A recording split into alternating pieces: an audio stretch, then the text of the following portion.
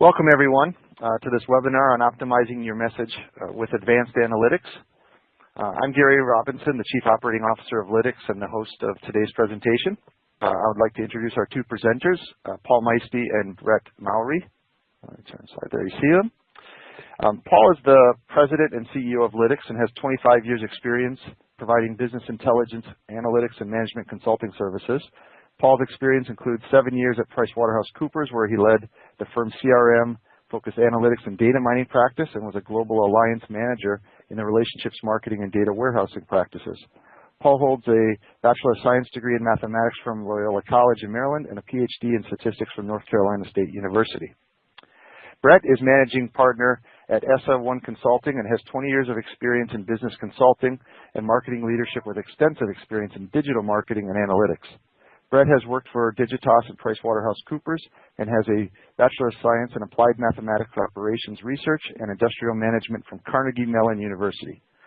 So both gentlemen are very well educated and experienced in the area that we're going to be talking about today. So we're going to begin with providing some overall approach to optimizing your message, set the structure and the framework for the two case studies that you see. We'll talk about a segmentation specific approach and then a predictive analytics approach. And with that, I will turn it over to Brett, who will walk through the initial approach. So Brett. We wanted to start off talking a bit about what we mean by optimizing your message, and thought that this example here, this Amazon example, kind of brings it to life, as most people can relate to, I'm sure. When you go to Amazon, it's a very personalized message. The example here shows recommended products that are based off of what you purchased in the past, what people like you have purchased in the past, all that kind of stuff. Even again on this message, on this visual, you see that the ad there is going to be personalized to you, and really that is the whole experience, not just on their website, but anywhere you go with Amazon, brings that to the table. So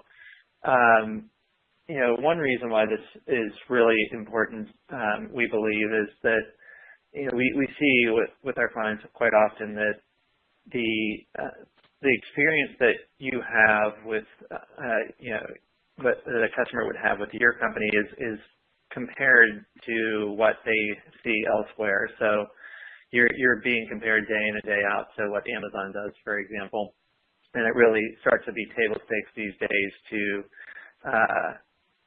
optimize your message. We'll focus today on advanced analytics itself, within this, but we wanted to again set the stage a little bit more in terms of where does advanced analytics fit in the realm of optimizing your message. And this graphic is one that we felt kind of just brings it to the top line overall. Two key areas that we align with advanced analytics and look to bring together are, first, data and technology. I'm sure folks are quite familiar with some of the discussions around the different types of data, web, email, CRM, ad serving, that are provided to are available today and used in any sort of advanced analytics. The key for us in looking at these is having organization and structure around those, as well as working with clients to get those connected end to end, so that data becomes much more seamless. The strategy and process side of things, this is really important from how we work with clients as well, even trying to work with them from the ground up in product planning and understanding what data and what analytics are going to be ingrained in the products themselves, or as they move on, into the marketing, having that data and analytics, built into those products as well. So that's a piece, and some of our case studies will bring that to life as well. How that is important to think of this from the beginning, and then and now to kind of move us, I guess, to the advanced analytics portion.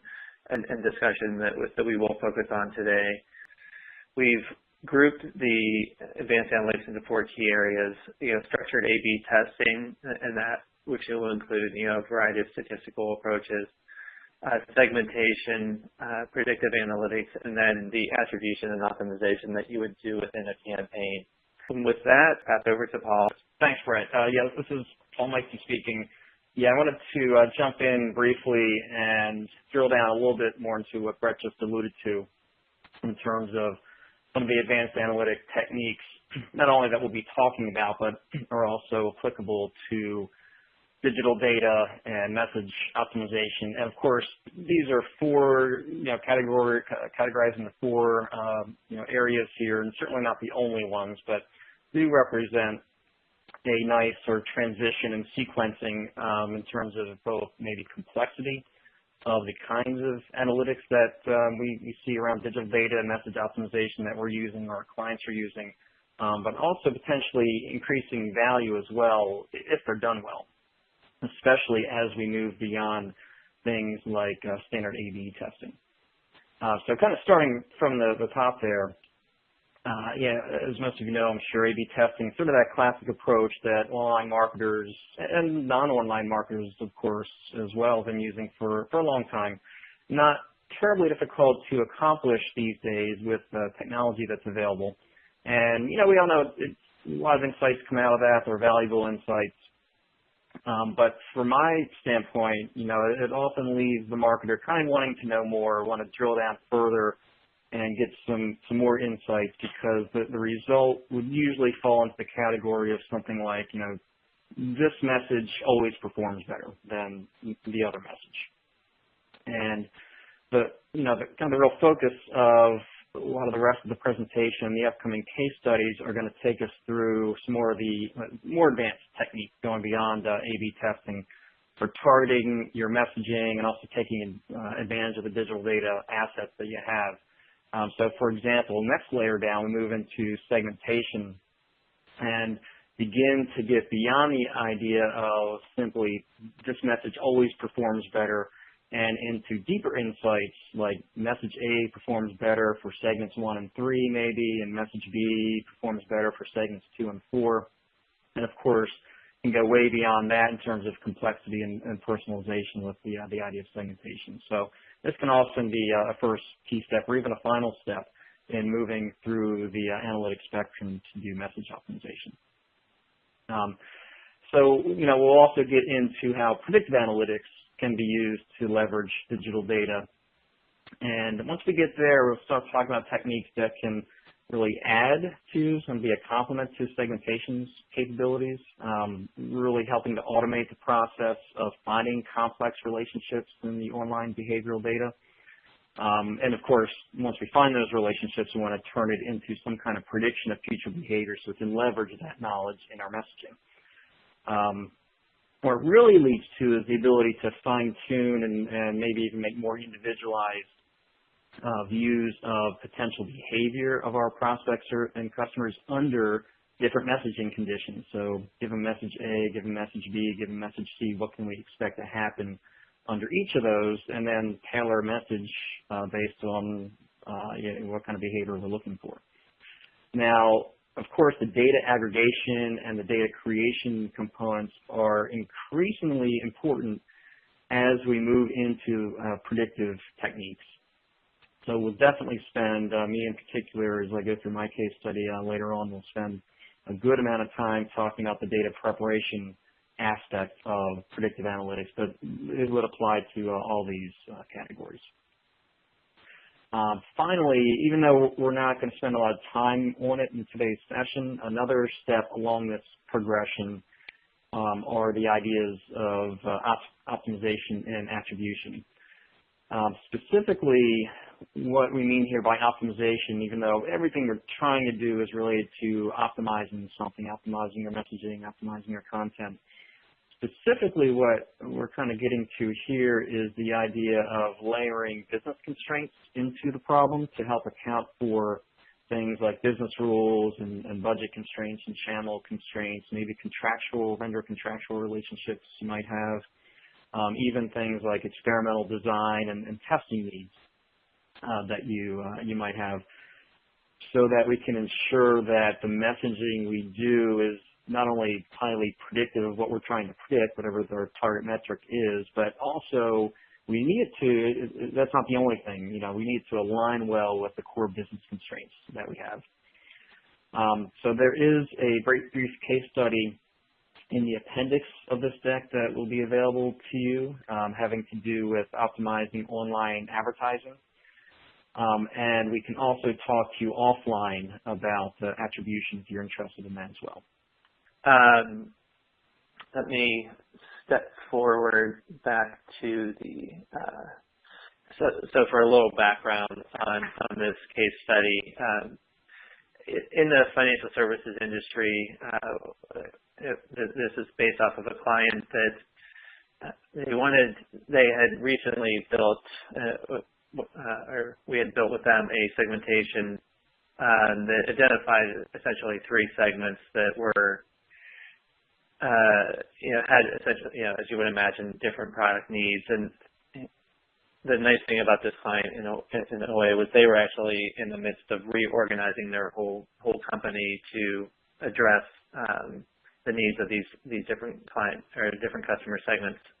So that's anything from developing new products that would be specifically for these segments, as well as changing their staffing and sales models, and also kind of a complete reorganization. And within that, we were looking to apply both across process analytics and technology to really make that, kind of take all that work that's being done in the product and get it to the right people with the right message. And again, back to the idea of optimizing your message, kind of bring that in.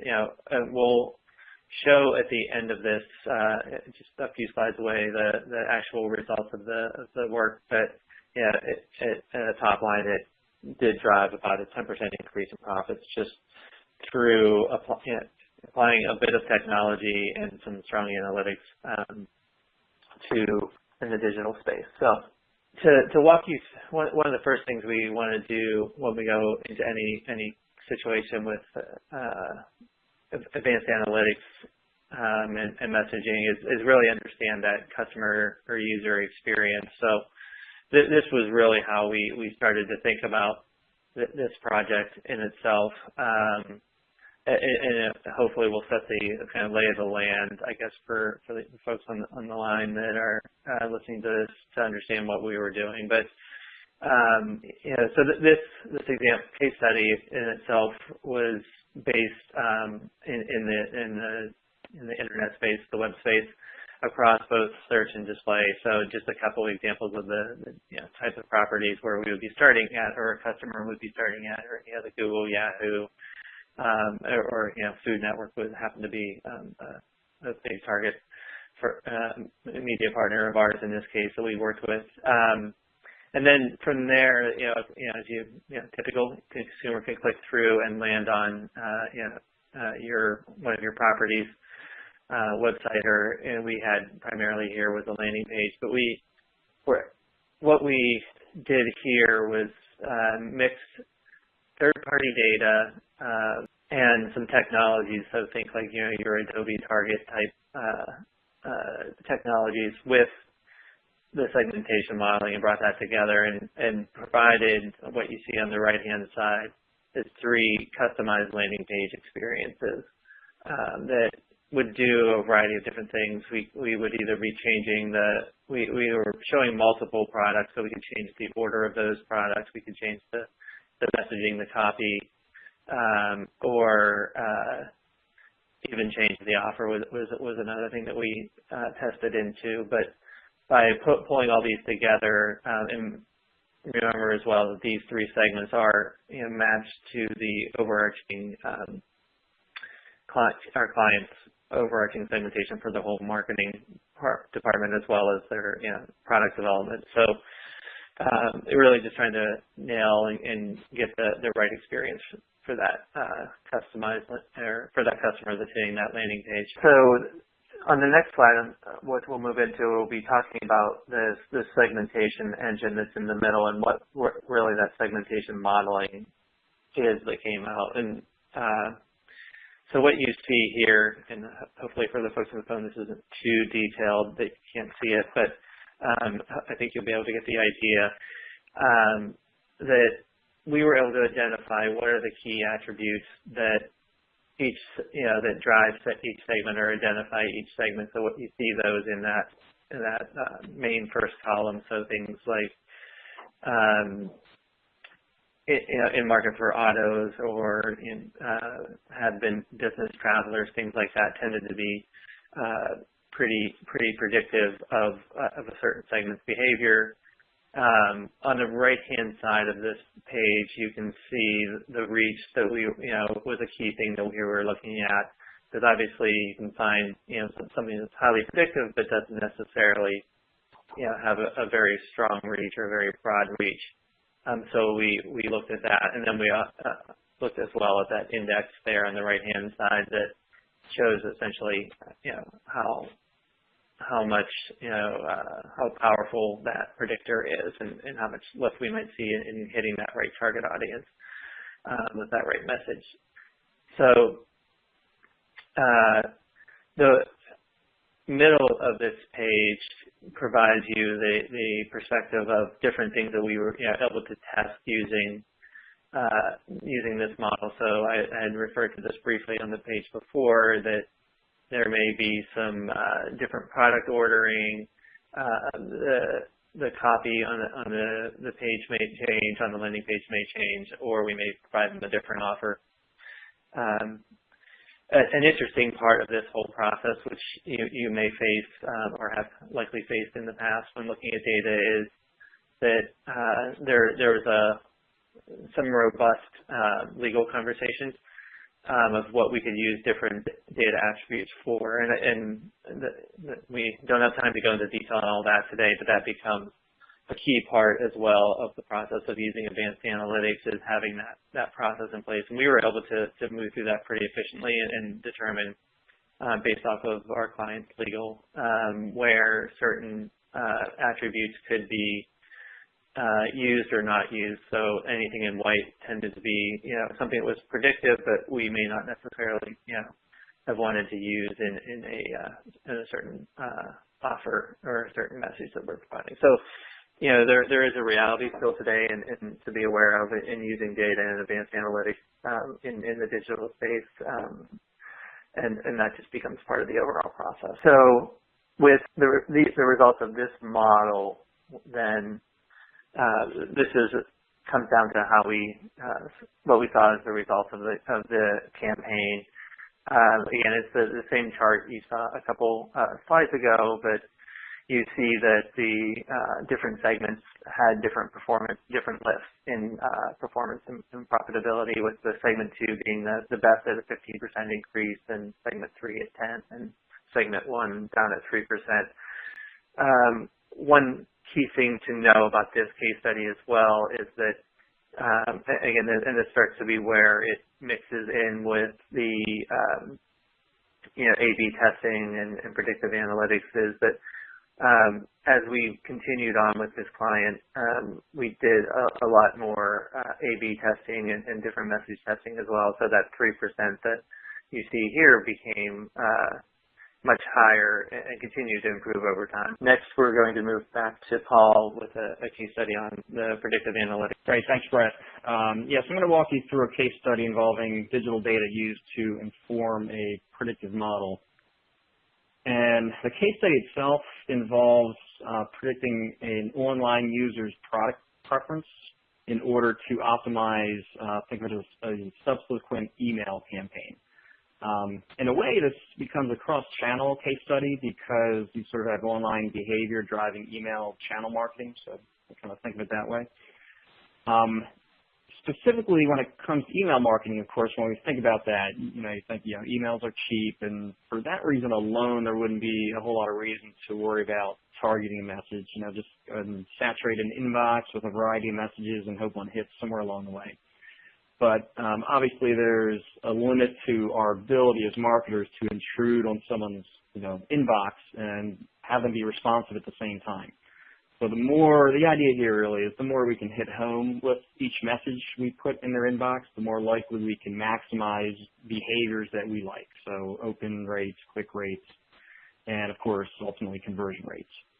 The real goal is fewer but more targeted emails. And while this case study is related to a client in the online retail industry, we've definitely worked with and have clients who've used this approach across other industries as well, including online marketing for universities and online newsletter subscriptions. So in reality, it really applies quite well to almost any online marketer. In a way, having said that applies well to any online marketer is not quite right. I'm going to kind of restate that as I move to my next slide here, that it applies well to any online marketer that has a good handle on their data. I'm going to spend a lot of time talking about data, and it goes without saying that data is extremely important to any advanced analytic technique, whether it's segmentation like Brett was talking about, or predictive analytics, as I'm going to walk through more here, or optimization or attribution or anything else. So it's really the foundational piece, and for us to be able to move into the predictive world. And I'm going to spend this slide, next couple slides here, walking through some high-level concepts. Key underlying principle that we want to work towards is a single view of our prospect or customer. And that in and of itself isn't really any different in the digital world as it would be if we were talking about direct mail and other offline channels. Of course, what does change is the mix of data sources that come into that single view. And of course, in particular with this discussion, we want to be able to leverage online website behavior. It's going to be one of my focal points here, as well as any underlying metadata that describes the content, the interactive content we have on the website. Another implication of working with the digital data versus maybe offline data is definitely its dynamic nature. And that makes it especially important that we're able to aggregate data and create the single view of our prospect or a customer with a point-in-time snapshot as kind of the baseline. The time of the day is really important here. So if you think about as we prepare data to get ready for modeling, what we really want to do is focus on a historical point in time. So we're kind of thinking about drawing a line somewhere in the past and considering everything that we know that happened before that point in time as potentially predictive of future behavior. And then again, you think about that line and everything to the right of or after that line as the future behavior itself. Whether that's the opening of an email or a click and so on. So, for example, at that point in time, we might choose to coincide with maybe a previous email campaign or some other online campaign. The metadata that I refer to here is also really important, especially how I'm going to talk about aggregating data, and especially so if our goal, like the whole point of this webinar, is to target our messaging and do optimum messaging based on a consumer's perceived interest. So coming up with that metadata definition strategy can definitely be difficult, and essentially what I mean by this is you can think of any piece of content or page on a site being categorized along a number of dimensions. As an example, if we have reviews on a site and they're being read by an online user, that review may relate to different retail product categories, like this one's women's clothing and this one's kids clothing. So I'll get into how that reflects into the aggregation of the data as we move forward.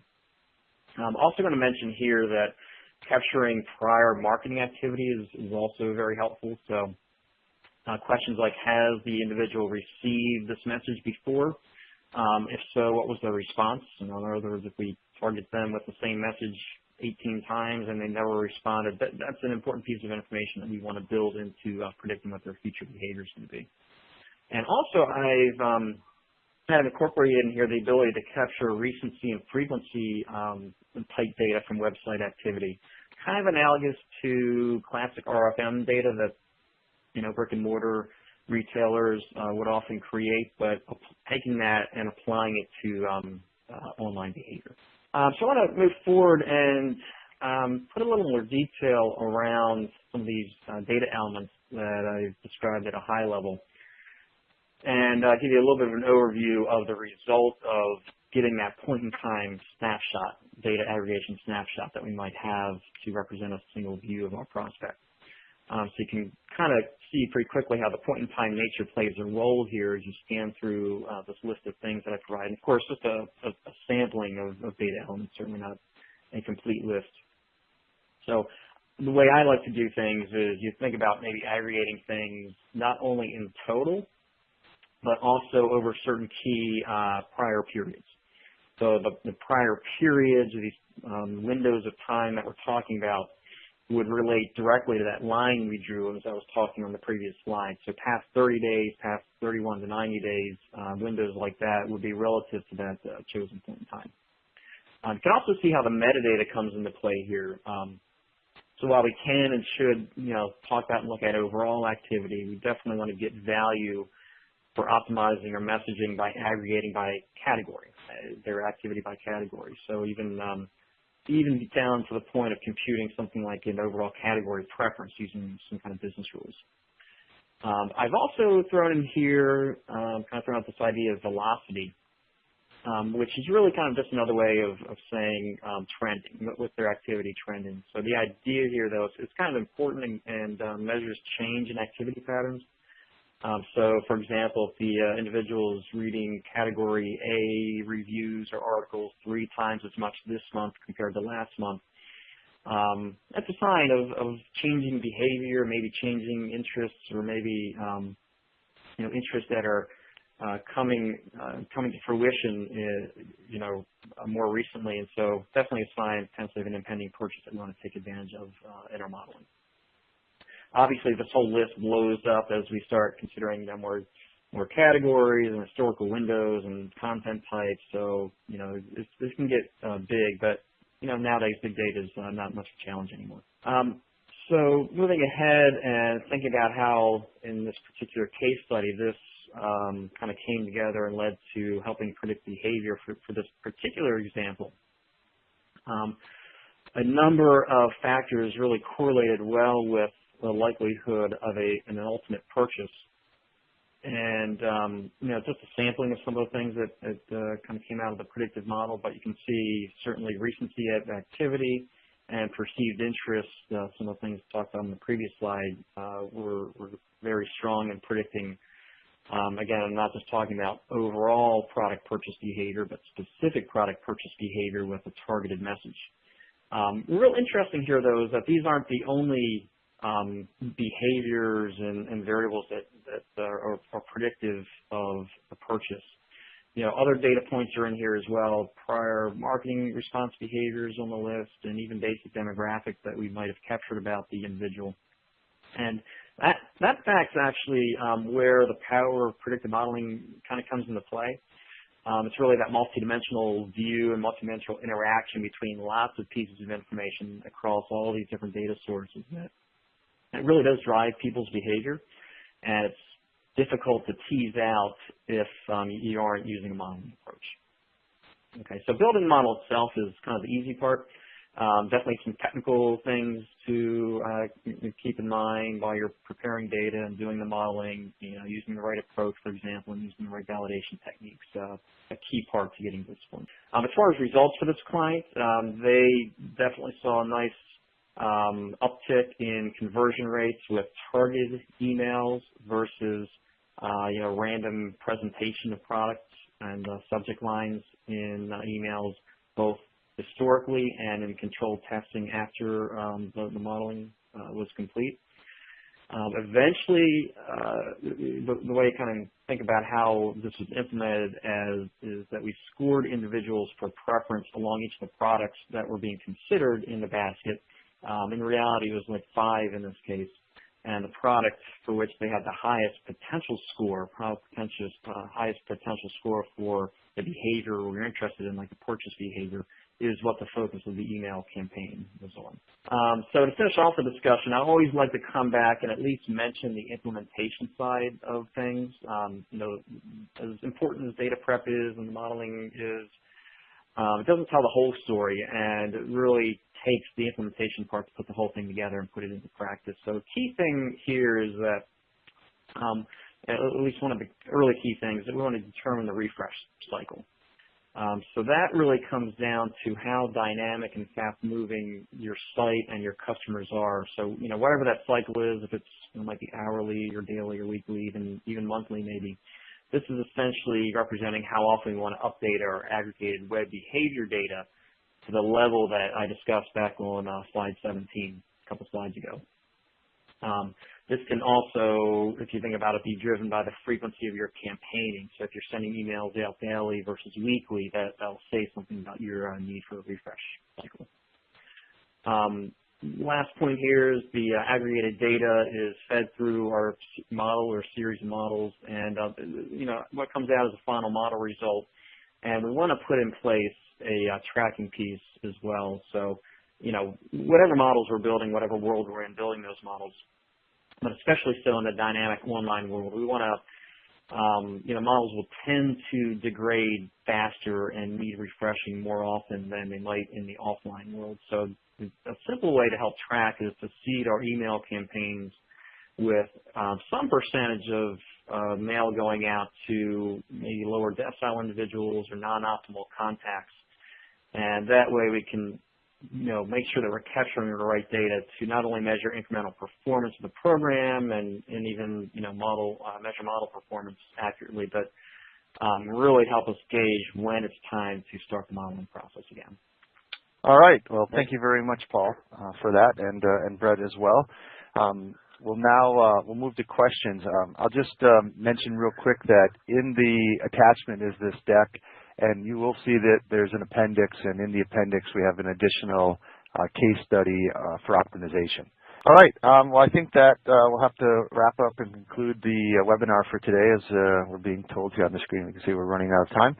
Really appreciate everyone who attended, and feel free to reach out to any of us. There's contact information in the deck for Paul and Brett, and have a great day. Thank you, everybody. Thank you. Thanks, everyone.